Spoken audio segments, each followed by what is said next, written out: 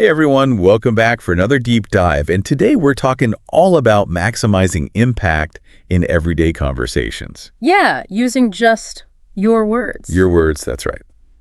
So we're going to be taking a deep dive into a guide today called 15 Great Things to Say in Everyday Conversations for Guaranteed Success. Okay, Oh. guaranteed success, huh? I know, right? A little bit much. That title, it's it's a lot. Can we really transform our communication with just a few phrases? Well, that's what we're going to be exploring today, right? Yeah, is this a bunch of BS or is this actually something?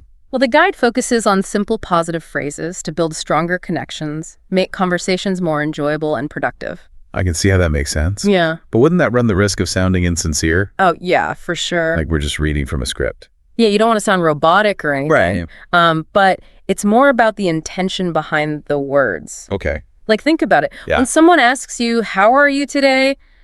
But you can tell they're not really listening. It feels impersonal, right? Cold. So it's all about being present in the moment. Okay, so you're saying like... Contact, listen attentively, be genuinely curious. So it's not the words themselves. It's more about just being an active listener. Absolutely. Okay. And the guide suggests phrases like, that's a great point, or could you tell me more about that? So just acknowledging what someone is saying can go a long way. Yeah, it shows you're not just waiting for your turn to speak, you're Right. actually engaged. It makes them feel heard. Yeah, and that can deepen the connection between people. You know, that actually reminds me of a conversation I had recently with a friend who was telling me about their trip to Italy. Oh, nice. And they mentioned something that just sounded really interesting. Okay. And I just said, could you tell me more about that? Yeah. And it just opened up this whole conversation. And what happened? It was amazing. They just lit up and told me all these incredible details about food, the art, the people they met. It went from like a simple exchange to like this really memorable conversation. That's awesome. Yeah. And I really think that just that one question just like made all the difference. Yeah, so a well-placed question can unlock a treasure trove of information. That's a great way to put it, a treasure trove. Yeah. But I do want to play devil's advocate here for a second. Okay, sure. Couldn't these phrases also be used manipulatively? Yeah, you're... But what if someone is just trying to sound more likable to get something they want? Well, I think most people are pretty good at detecting when someone is being fake. Okay, so authenticity is key here. Right, exactly. All right, so we've talked about active listening, asking engaging questions. Yes. But the guide also talks about validation and appreciation. Things like, I appreciate your help, or I trust your judgment. Yeah, those are good ones. Those convey a deeper level of respect, right? Yeah, like you're acknowledging the other person's expertise. Their autonomy. So again, it's not just saying the words, it's about understanding the deeper impact of those words. Absolutely. Like when you tell someone, I trust your judgment, it really empowers them. Yeah. Have you ever been in a situation where someone said that to you? Oh yeah, for sure. What happened? I remember when I was trying to choose between two job offers, Oh, wow, yeah. and one of my mentors said those exact words to me, and it really gave me the confidence to make a decision. So simple words can have a profound impact. Totally. But do you ever find it awkward to use these phrases? Oh yeah, all the time. Yeah, And that's where I think practice comes in. absolutely. It's not about becoming a robot. No. It's about incorporating these phrases into our natural communication style. Right, and I think that's what makes this so fascinating. We're not just learning a set of magic words. Right. We're actually exploring human interaction. Okay, so we've talked about active listening, Yeah. asking engaging questions, expressing validation and appreciation. Seems like we're building a foundation for better conversations. They are. Now, as we move forward, we're going to be getting into empathy and support. And I'm curious to hear if any of these ideas resonate with you so far. Yeah, me too. Have you had any experiences where a simple phrase made a difference in a conversation?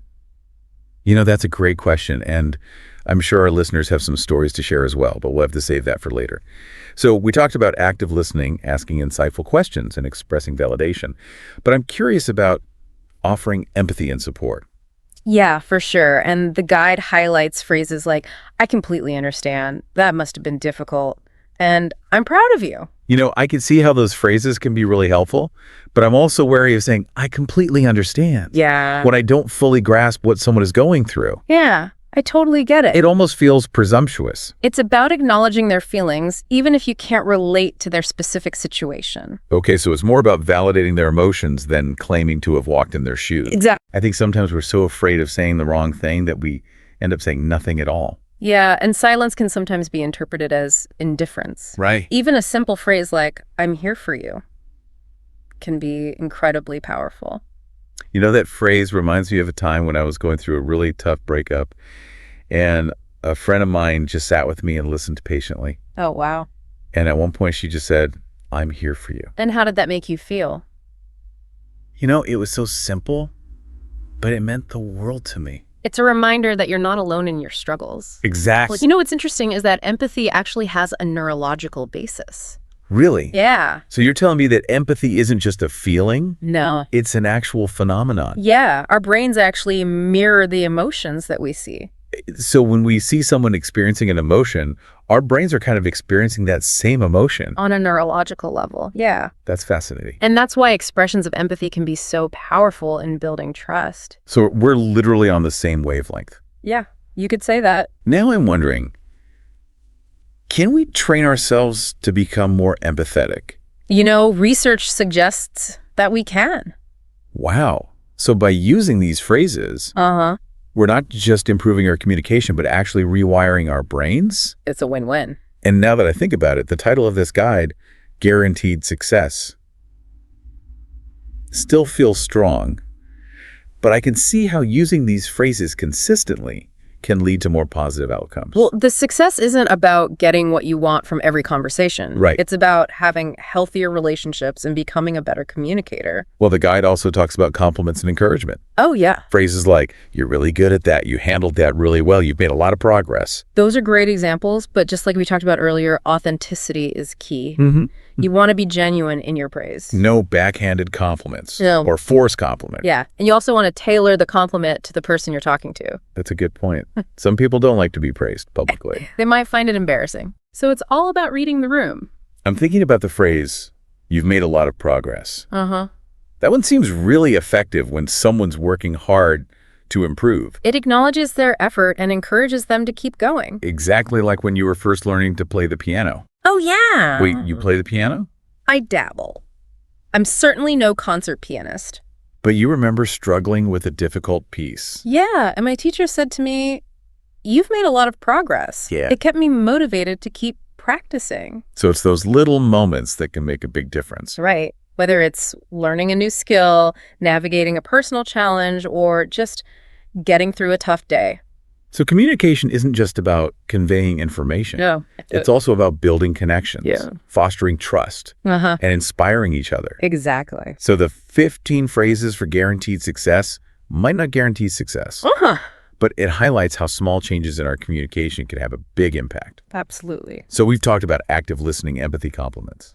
We have. But there's one last piece of the puzzle I want to discuss, and that's practice. Yeah, practice is essential, just like any skill. We're not going to magically become master conversationalists overnight. No, it takes time and effort. So it's about incorporating these phrases into our daily lives. Yeah, what if you picked one or two phrases from the guide each week? I love that idea. And just focus on using them. It's like a little experiment. It is. And who knows, maybe by the end of this deep dive, our listeners will have their own set of phrases that they like to use. That would be great, because ultimately the goal is to use language in a way that feels authentic to you. So what are some of the phrases that you personally find most effective? Well, I'm a naturally curious person, so I often find myself using phrases like, well, like I was saying, I'm a naturally curious person. Right. So I often find myself using phrases like, tell me more about that, or that's really interesting, could you elaborate? I like those. It helps me stay engaged and learn more about the other person. And it shows that you're genuinely interested in what they have to say. Exactly. So it's like we're not just talking at each other. We're actually having a dialogue. We're building that connection. I love it. And I think that's what makes communication so fascinating. It's complex. It's this dance between listening, speaking, understanding, and responding. It's more than just words. It's about creating a space where both people feel comfortable and respected. So when we use phrases like the ones in this guide, We're setting the stage for more authentic and meaningful conversations. Yeah, and I think that's a much better definition of guaranteed success. It's not about manipulating people. Right. It's about fostering genuine connections. And I think that's something we can all strive for. Absolutely. So as we wrap up this exploration of everyday phrases, What are some key takeaways that our listeners can implement in their own lives? well, I think one of the biggest takeaways is that we all have the power to make a positive impact through our words. I agree with that. It's not about being a perfect communicator. Yeah. It's about being mindful and present in our interactions. And being willing to practice. Exactly. And remember, this deep dive is just the beginning. It is. The real learning happens when we start putting these ideas into practice. And I have a feeling that if we all make a conscious effort to use our words more thoughtfully, We can create a ripple effect of positivity. and that's something worth striving for. Absolutely. Well, that's all the time we have for today. Thanks for joining us. And until next time, keep those conversations flowing and those connections strong. Hey everyone, and welcome back. We're diving deep into something exciting today. And to words. Words, that's right. 25 of them, actually, That's right. that can seriously boost your communication skills. Yeah.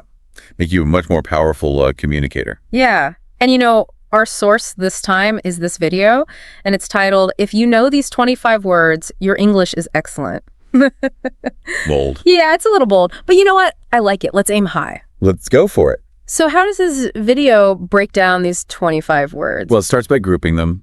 And the first group is all about sharp thinking. Words like articulate, astute, and perceptive. Okay, so articulate I use all the time. When someone's a good communicator. Yeah. Astute and perceptive, though. Are those just synonyms for articulate? What's going on there? They're definitely in the same family, but there are some subtle differences. Articulate is really excelling at expressing yourself clearly, effectively, often in a verbal or written form. So you think of a skilled debater or writer who crafts beautiful prose. Okay, I'm with you. So where do astute and perceptive fit into that? So astute goes a bit deeper, I would say. It implies a sharpness of judgment, an ability to grasp complex situations and draw insightful conclusions.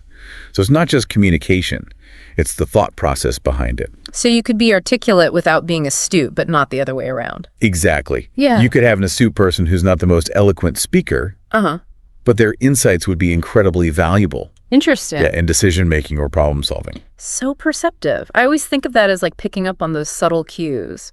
That's a great way to put it. A perceptive person is highly attuned to their surroundings and the people around them, noticing details others miss, and often they have a knack for understanding underlying motivations. So it kind of goes hand in hand with astute, but more observation and intuition, less analysis. Yeah, precisely. And in many situations, being perceptive can be just as valuable as being astute.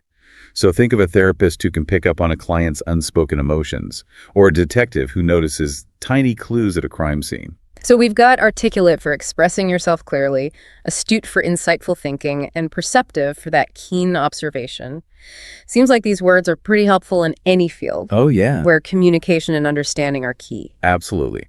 Whether you're a lawyer crafting a persuasive argument, or a scientist interpreting data, or a teacher explaining a complex concept, these are qualities that can really help you excel. This is already making me rethink how I describe people. I'm Yeah. going to be a lot more specific with my word choices going forward. I love it. Yeah.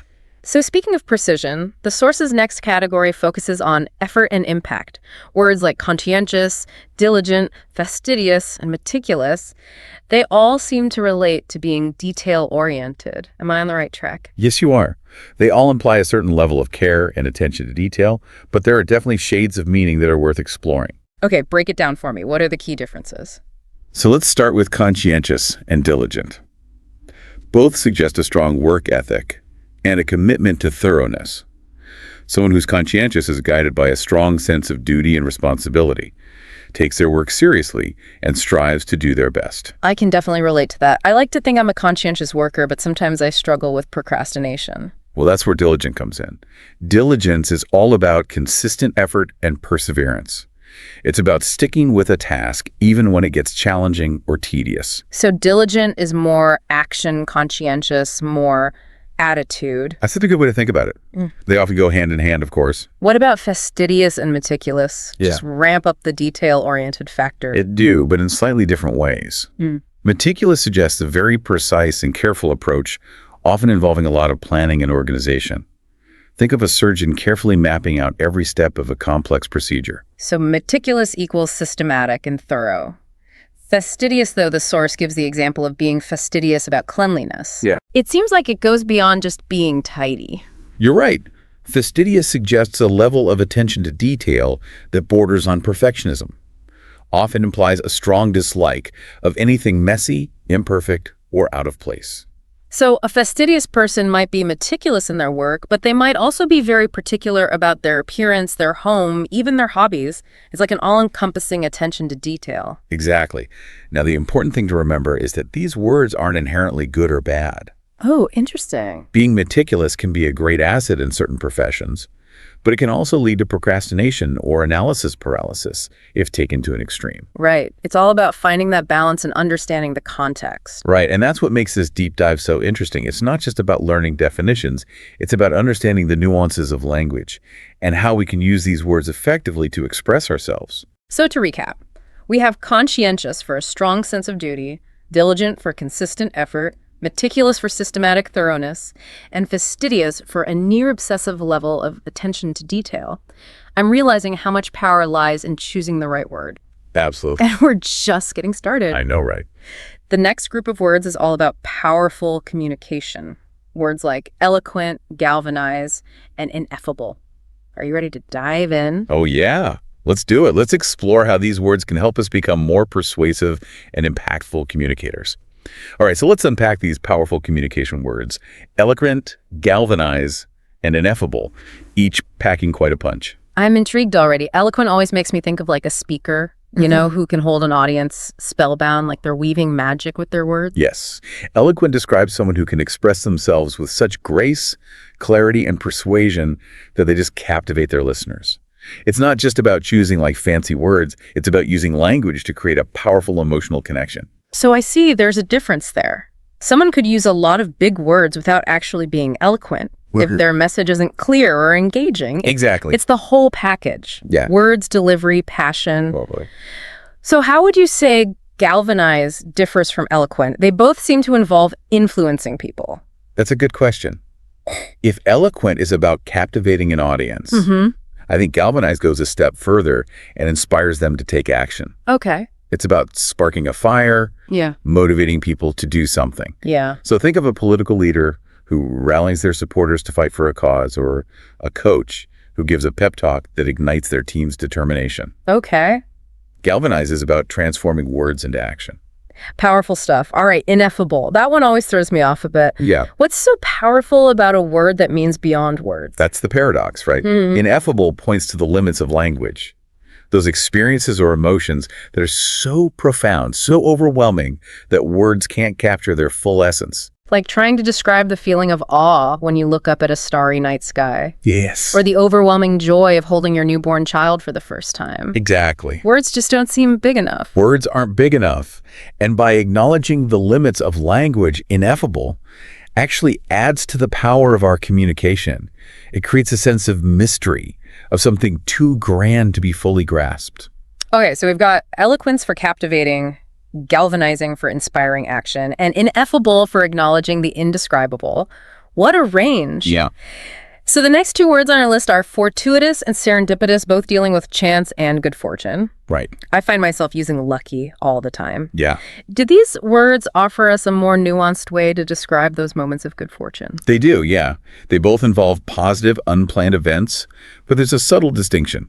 Fortuitous simply means happening by chance, especially in a way that's beneficial. So it could be a chance encounter that leads to a new job opportunity or winning a lottery you forgot you entered. Just plain luck. Yeah. Where does serendipitous come in then? Serendipitous adds a layer of pleasant surprise and unexpected discovery.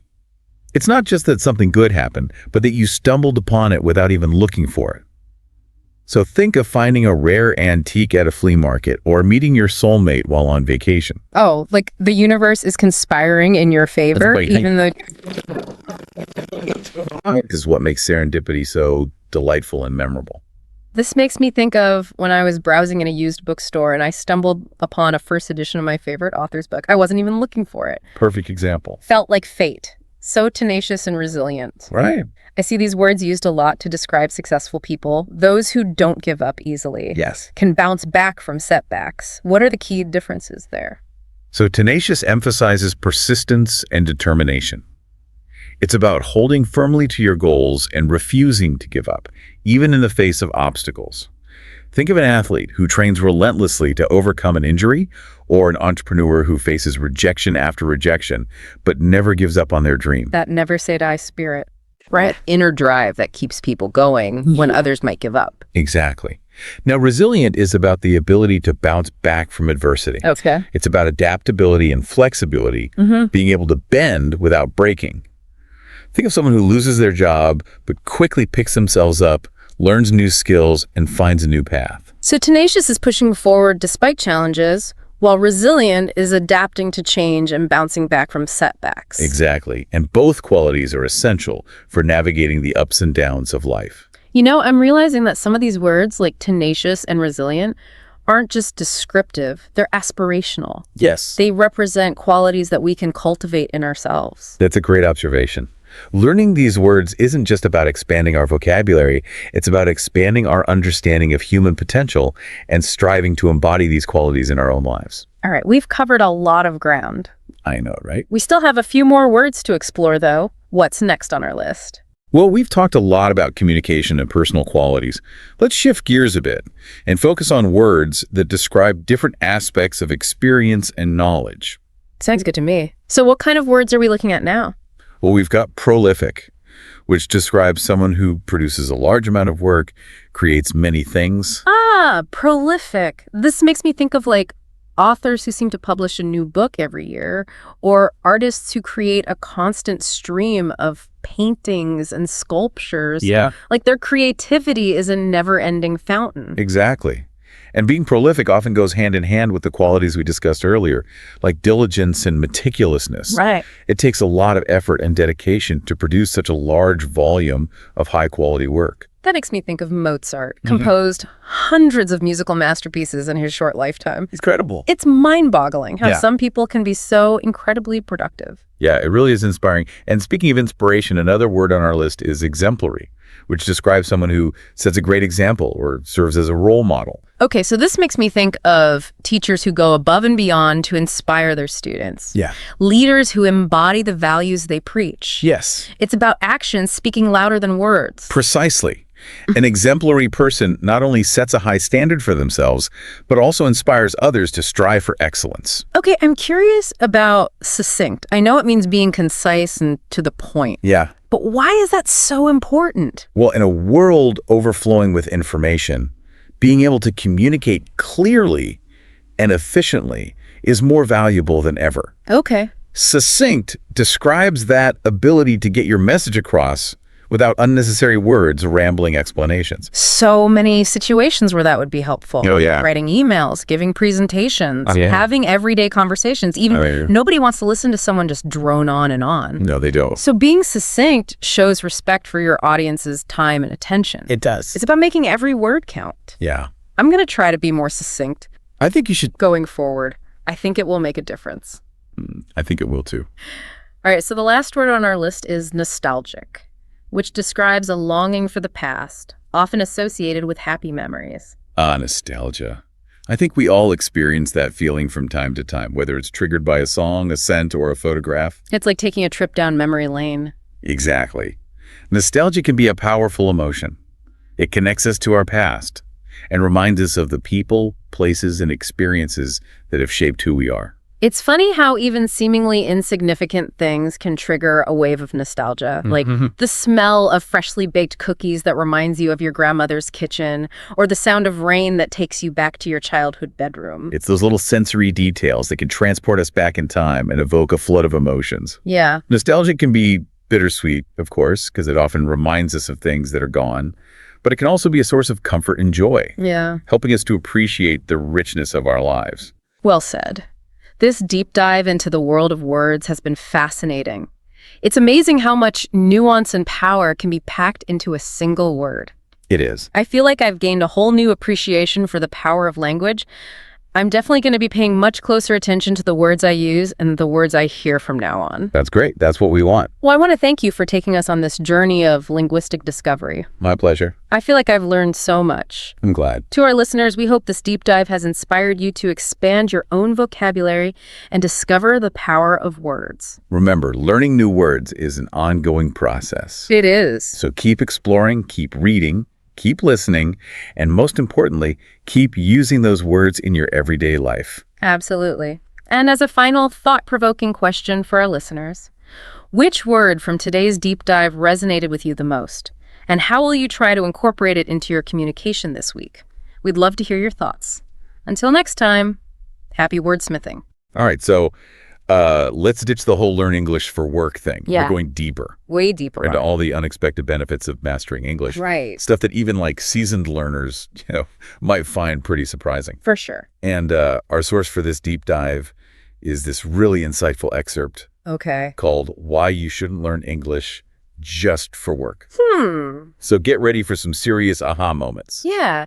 It's fascinating how much we box in language learning. It's not just about resumes and stuff. It's Okay. like a cognitive upgrade that impacts every corner of your life. Oh, wow. Literally rewiring your brain. Really? Yeah. Studies show that bilinguals, they have enhanced attention control and stuff, which is a game changer, even for, say, a computer programmer. That's mind-blowing. Right. I always knew that learning a new language was good for you. Yeah. But I never thought of it like that. Yeah, and the source breaks it down by skill level, Okay. which I find incredibly helpful. Yeah. Even at the beginner level, those small wins, Uh-huh. like ordering food while you're abroad or taking a basic online course in English. Yeah. Those are huge. So you're saying even those baby steps can have a big impact. Absolutely. Wow. Think about it. You're not just memorizing phrases. Right. You're engaging with the world more directly. That's true. What stands out to you about that early stage of learning? Well, I think it's that feeling of independence. Yes. Suddenly you're not relying on someone else to translate everything for you. Ah. You know you're in control. You are. It's easy to forget that when you're struggling with verb conjugations. Exactly. And the source highlights how as you hit that intermediate level, Okay. things really open up. Mm-hmm. You can dive into global online communities. Right. Understand your favorite English language shows without subtitles. Oh, It's yeah. a whole new level of connection. Okay. I'm starting to see how this goes way beyond just the typical career advice. Right. You're not just learning English.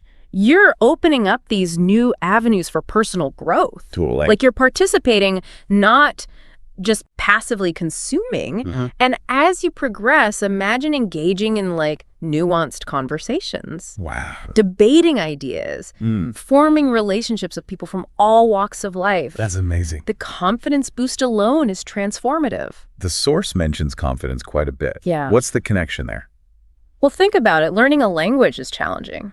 Yeah, for sure. Every step forward from mastering a tricky grammar rule to holding a conversation, Right. it proves to yourself that you can tackle tough stuff. Yeah. It builds resilience, a growth mindset. Right. And that's valuable in any pursuit, Hmm. not just language. That's a great point. It's like that I can climb a mountain feeling, Yeah, but for your brain. exactly. And speaking of mountains, the source dives into travel, Yeah. which I know is a huge motivator for many language learners. While travel is definitely a common motivator, Right. the source argues that it's the independence gained that's truly transformative. Okay. What are your thoughts on that? Oh, I totally agree. Anyone can follow a tour guide around. Yeah. But imagine exploring a new city, striking up conversations with locals, discovering hidden gems off the beaten path, Yeah. all because you can communicate confidently. Yeah. That's a different level of experience entirely. It's about going beyond the surface, experiencing a culture on a deeper level, Right. not just observing it from a tourist's perspective. And that ties back to the confidence we were talking about. Right. You're not just a tourist anymore, you're a traveler, an explorer. Exactly. Yeah. You're empowered to shape your own experience. I like that. And the source emphasizes that feeling of empowerment throughout at every skill level. That's so interesting. It's like language learning is this secret weapon for personal growth, Yeah, but most people only see the tip of the iceberg. exactly. And we're just getting started. Oh, wow. What really grabbed my attention was the source's focus on going beyond the practical benefits Okay. and diving into the realm of personal growth Mm. and broader perspectives. Now that's what I'm talking about. Tell me more. Well, it talks about developing empathy Ah. by understanding different cultures' viewpoints, Yeah, which is crucial in our increasingly interconnected world. right. It's one thing to read about a different culture, Hmm. but it's another thing entirely to connect with someone from that culture. Absolutely. Understand their perspective and see the world through their eyes. Yeah, That's real understanding. absolutely. And the source links this directly to personal growth, Okay. becoming more adaptable, more open-minded, Right. more well-rounded as a person. This is way more profound than I expected. Right. We've gone from ordering food to literally expanding our worldview. It's incredible, isn't it? Yeah, and we haven't even touched on the educational benefits yet. Oh, that's right. Okay, I'm hooked. Let's dive into that. What does the source say about education? I think we often forget that language opens up access to a whole world of knowledge. It's a gateway, like you said. Yeah. Even at a basic level, being able to follow simple instructions Uh-huh. or understand like a basic online course, Right. that can be eye-opening. You know, that reminds me of a friend who learned just enough English to take an online photography course. Wow. And it sparked this whole passion he never knew he had. Yeah, He's now winning awards for his photography. that's incredible. I know, it's amazing. It's amazing how something as simple as understanding instructions Right. can snowball into something so significant.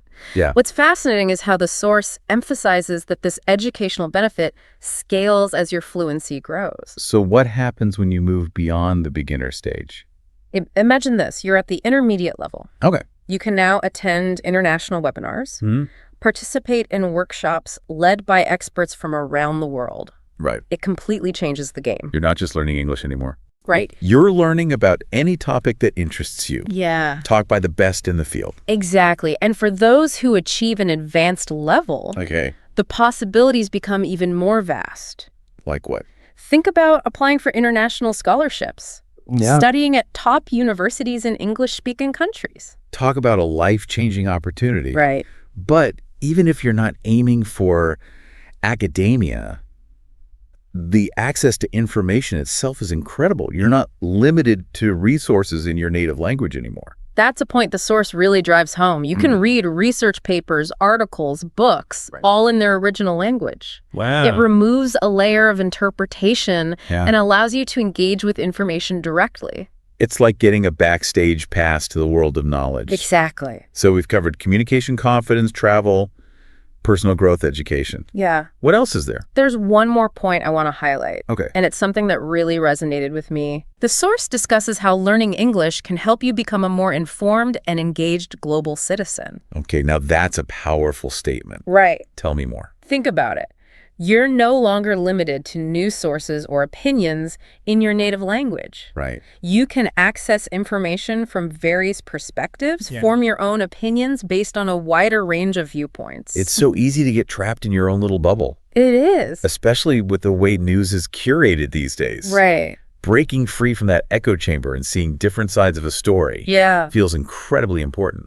That's precisely what the source is getting at. Hmm. It's about developing critical thinking skills, Right. discerning fact from fiction, Uh-huh. and understanding the complexities of global issues. So I'm seeing now how all of these benefits connect. Yeah. It starts with basic communication, Mm-hmm. then builds confidence, Mm-hmm. opens doors to travel and education, Right. broadens perspectives, and ultimately empowers you to engage with the world on a whole new level. That's the beautiful journey this excerpt takes us on. Yeah. It dismantles the limited view of language learning as just a career tool Right. and reveals its potential to transform our lives from the inside out. This has been a real eye-opener. Hasn't it? I'm starting to think of fluency in English less like a skill to acquire Mm-hmm. and more like a key to unlocking a whole new version of myself. And to think we're just scratching the surface here. Wow. There's so much more to uncover.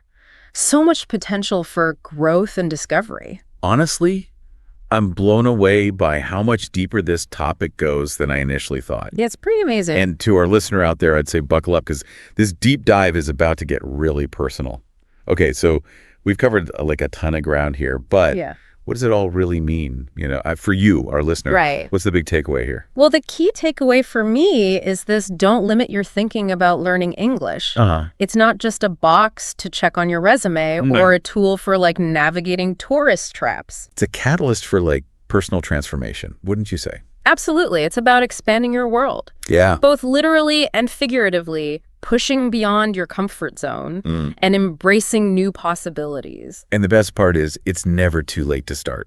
Never. No matter where you are in life, what your current skill level is, Right. there's always something new to learn and discover. Exactly. Every step forward, no matter how small, is a step towards a richer, more fulfilling life. This excerpt really hammered home the point that learning English is an investment in yourself, Yeah. an investment in your future. An investment that pays dividends in ways you might never have imagined. Okay, I have to ask. Yeah. If fluency in English could unlock one door in your life right now, which would you choose and why? That's a great question. I think for me, it would be the ability to delve deeper into different cultures Okay. through their literature and films, Wow. to experience those stories in their original language Right. without any filters or translations. Right. Wow, that's beautiful. And it speaks to the heart of what we've been discussing today. Yeah. This idea of connecting with the world on a deeper level. It's about understanding, appreciating, and embracing the richness and diversity of human experience. Well said. I feel like we've really cracked open this topic and uncovered so many hidden gems. We have. I know. And this is just the beginning. Right. I encourage you, our listener, to keep exploring, keep learning, keep pushing those boundaries. There's a whole world of knowledge, experiences, and connections out there waiting to be discovered. So go forth and learn, my friends. Yes. Embrace the journey and see where it takes you. Until next time. Hey everyone, welcome back. You know how we love to take those deep dives into all sorts of interesting topics to improve your English. That's right. Well, this time, we're all about boosting your vocabulary. Yeah, we found this awesome guide all about advanced speaking tips in English. And we're zeroing in on adjectives today. Powerful adjectives, ones you can really use to make an impression. Exactly.